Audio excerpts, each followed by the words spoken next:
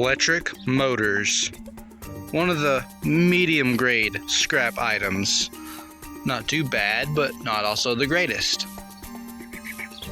They can range from the extremely tiny, from circuit boards, the medium window regulator, or the humongous alternator. Oh, excuse me, my shadow's in the way. Or the humongous alternator. In this case, the size probably does matter, but even the tiny ones still put in some work. Here's a few more examples of electric motors. You got ones like this, that one. They're usually copper mixed with plastic and or steel. Like this one, for example, is steel with copper inside of it. This one you can see a little bit better. See the copper, the red stuff in there? If the camera would focus. Focus, focus. There you go. That's basically the idea of an electric motor. Or something tiny, like this, which you can more than likely get from circuit boards that come from electronics. Speaking of electronics, we got a few that we need to take apart before we can do anything. So you may be wondering, how many electric motors do I have? Well, if I get these out of here,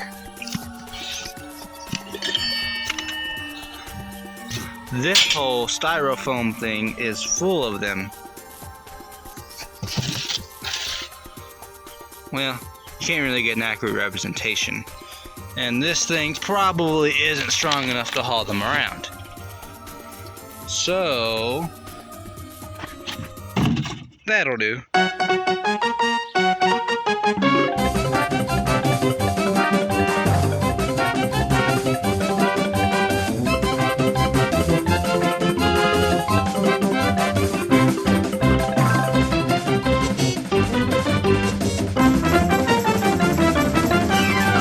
Holy crap.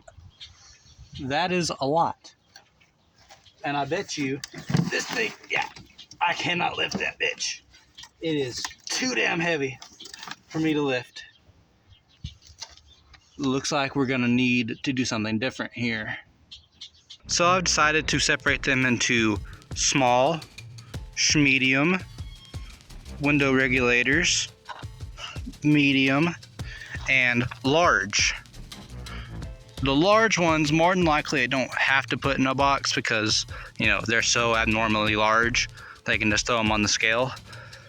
But the small and the medium ones, I might want to definitely put them in a box and then figure out what to do with the window regulators in these.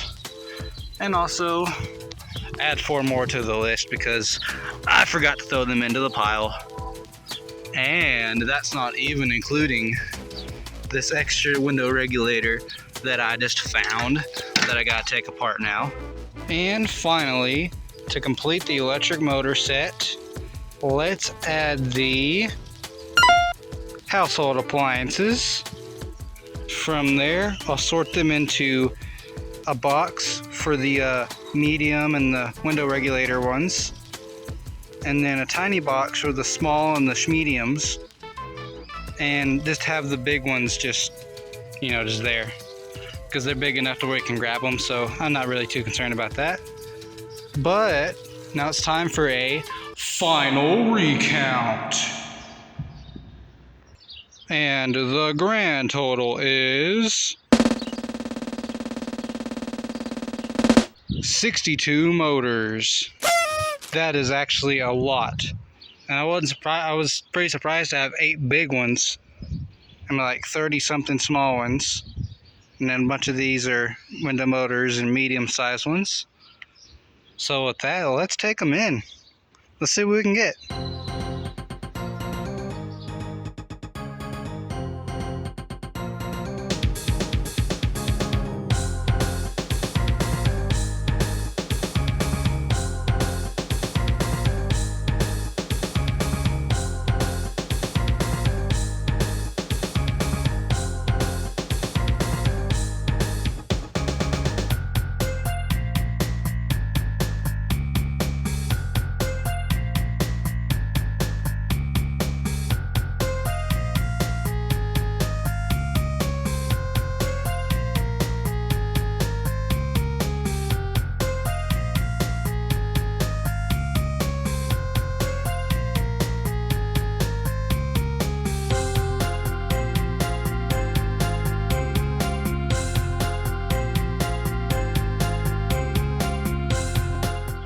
Ladies and gentlemen, the totals.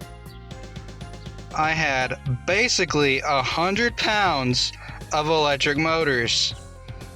That was almost a clean $29, but I had forgotten a few electric motors because I had set them to the side.